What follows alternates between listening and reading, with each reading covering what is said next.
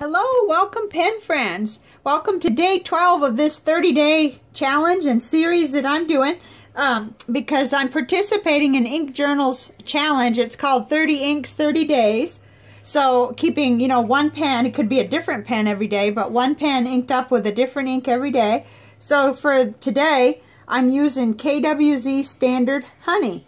And this was a sample that I got in a giveaway from Larry a long time ago. I mean, it's been almost a year, and I think I've used it a little, but nowhere near enough to remember and know how I like the ink. So that's for today, all day long. So let's get started, and I'll show you how it did. Oh, on the way here, I did pick up I picked up a couple inks that I liked. One was Monteverde Capri Blue. Boy, that was pretty. And there's a couple other, Mont Blanc Corn Poppy Red and Birmingham Pens Tarnished Nickel. I don't even remember where I saw that. But, oh boy, was it pretty. It was really unusual. So, here we go. Now, as we go, we could see we've done Robert Oster Cafe Crema, which sort of in that same category, kind of, reminds me of this ink. And then, of course, we just did Pearlescent Whiskey Copper, which is quite a bit lighter and shimmery, so that's different.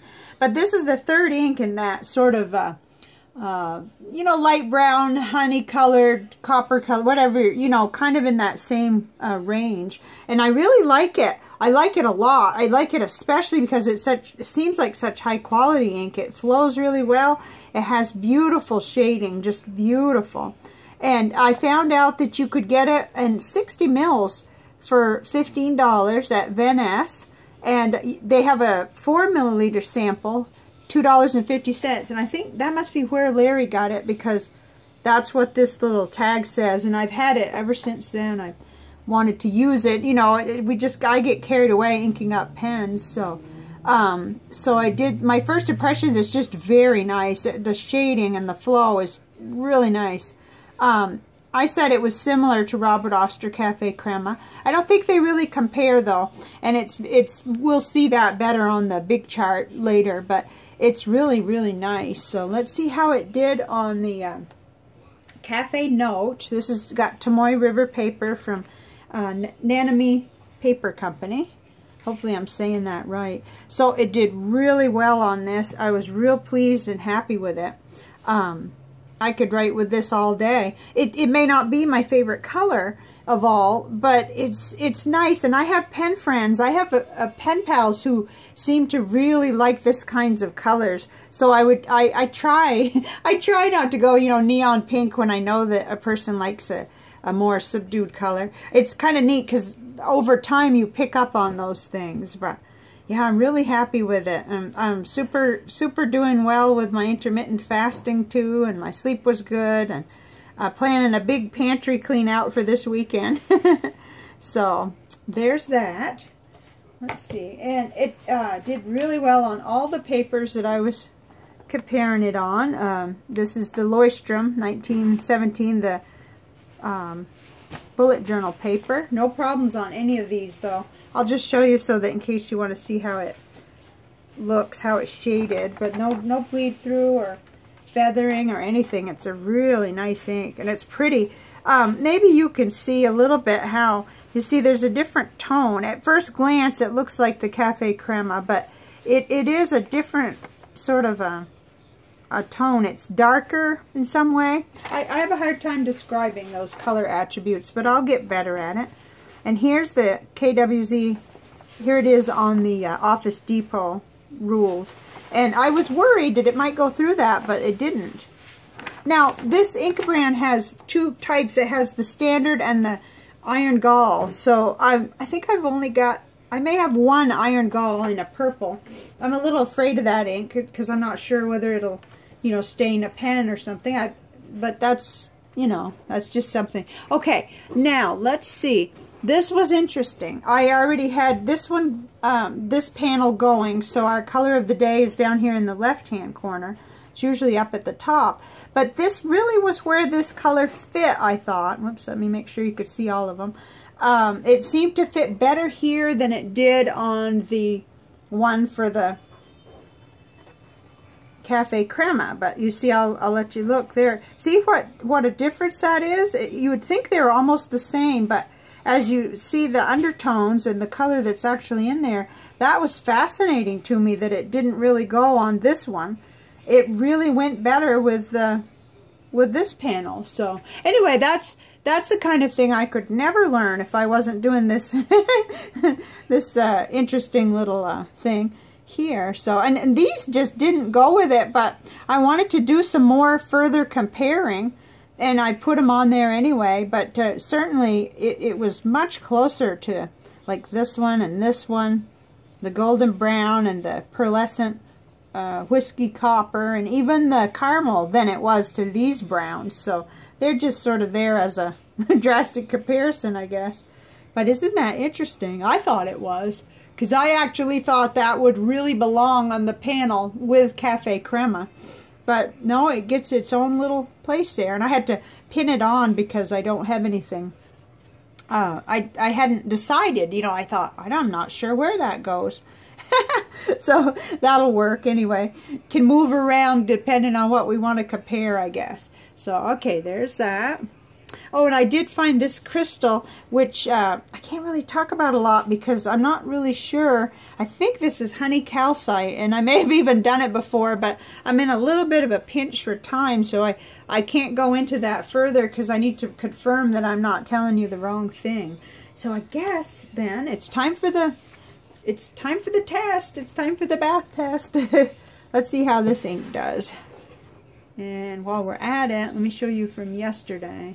So Kobe number 6 Bordeaux, isn't that interesting? It lost its primary color there, and it sort of looks gray on here, but this is what happened with it just laying over by the sink to dry after it had been a long time in the bath. So here we go with today's. Ooh, I like that. I like seeing that. Come on, look at that yellow. Well, for heaven's sake, no wonder it went on that panel. Because if we remember, that had a lot of yellow, which kind of veered off the deep end there. But, gee, as we see that coming up, that's very interesting. Okay, while that's going, of course, you know I've got stuff here. I just, the reason I'm probably just a little delayed was I was running out of stamps. These are the ones I've been using, the Scooby-Doo, and I only had 3 left. So I went to the post office, and I got a couple of, oh, if I can reach them. Got a couple international stamps, and I sent a letter to Peru today, and you know who you are if you're watching this. And then I got, I need more of those, but I got the dragons for the people in the States that I write to. So I thought these were really pretty. They weren't real busy, so I asked if I could look at what they had. What I really need to do is get organized and order online, because then I could get whatever, you know, it'd be much easier than, you know, sometimes there's a lot of people behind you in line. But anyway, I thought these were really pretty, and I'll finish, well, you know, yesterday I could have really used one of these on a pretty one I sent yesterday that ended up with a Scooby-Doo. It didn't really match, but that doesn't matter, but you know. Okay, and one more thing. Well, let's take a look. Oh, okay, so it's coming up quite a lot. And maybe tomorrow we'll be able to see exactly what it looked like. But this is the project that I just was working on. I told you yesterday I needed another little insert to keep track of my daily, like, I write down what it was I ate. I just jot the time, what it was I ate, but now I'm tracking carbs only. I'm not worrying about calories and whatnot. I'm just trying to go low carb. So anyway, this is a notebook that I had gotten, and I had such high hopes for this notebook, but I hate it. I mean, it's got this, my writing is big. You've seen it. And this is, I guess it's French ruled. Let's see. Yeah. And I love the Clairefontaine paper, and I use all the time a smaller one with regular lines, but the only way I can use this, I think, is to pretty much take up the whole square with my writing, because there's no way, let me hold it, there's just no way I can get into those tiny little lines. But that, you know, we have to try things. So anyway, I thought, well, can I do it with this? Well, I certainly could try, and it looks right, because I wouldn't really care where I'm landing. In fact, I could use white paper, but this will be wasted, I think, if I don't do something like this with it. Because I was thinking, well, I could give it to a pen friend, but it weighs a lot, so it would have to go in a giant flat rate thing, and I don't, that's not cost effective. The notebook wasn't that expensive, as it would be to mail it to someone that might like it. And first I'd have to find somebody that liked it. So, you know, but I thought, well, I think I could do that. We're talking 3 meals. So we're just talking, I put the date, and I don't have it right here. I put the date, and then I put carbs, and I basically scrawl the time and the things I ate, and I think they'll fit.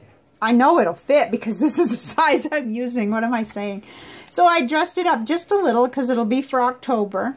And I don't know, this was I don't know what this was. Some piece of paper that I had left. It's craft stuff, but I like that because then you can decorate it any way you want. So I just thought I'd show you that while we were hanging out here. And let's see. I had fun making it. And it went through my machine. And the other thing I was going to say was I got 32 pages total because front and back, I use it front and back. And knowing that's Clairefontaine, it doesn't matter what I pick up. I could be writing with a broad nib wherever I happen to be because I carry that traveler's notebook everywhere with me. So I write down what I eat. Helps me know the next day what on earth if I'm feeling awful. You know, that's what I ate the day before. So we'll just have to see tomorrow, but that's, you know, that's typical. And it did say KWZ Standard, not Iron Gall. So, you know, it's disappeared mostly. And tomorrow I'll bring you the dried up remains or whatever. Oh my goodness. I hope I'm not boring people half to death. Okay, so for tomorrow, it's Diamine Majestic Blue. I'm excited about this one.